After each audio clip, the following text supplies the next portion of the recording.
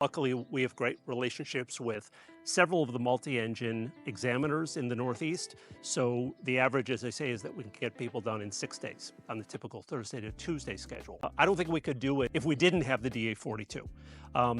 The ease of use, the ability of people who have been in other diamonds to adapt to it very easily, the reliability of the G1000, the autopilot, and perhaps especially the FADEC design and the ECU engine control means that it's very easy for people to understand, practice, and ultimately demonstrate to standards all of the multi-engine tasks.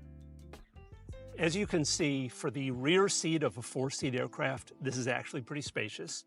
And if I pop this here, you can see how much room there is in the baggage area, including that small aft compartment. Our flight school owner bought this plane used a couple of years ago. It had been living down south.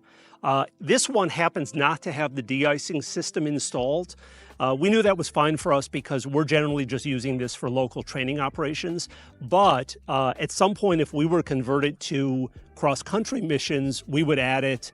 I would say it's, in my experience, pretty standard on most of the 42s and certainly an option if you wanted to train or fly one.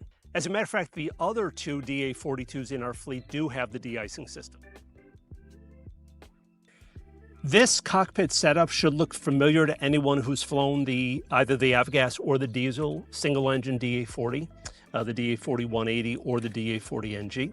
This has the very popular G1000 avionics suite from Garmin.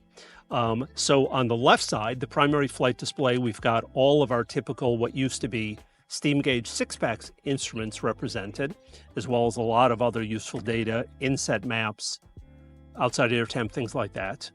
On the right side, we've got, for situational awareness, a great rangeable map. So this is good for taxi operations. I'm out a couple of miles for typically pattern work.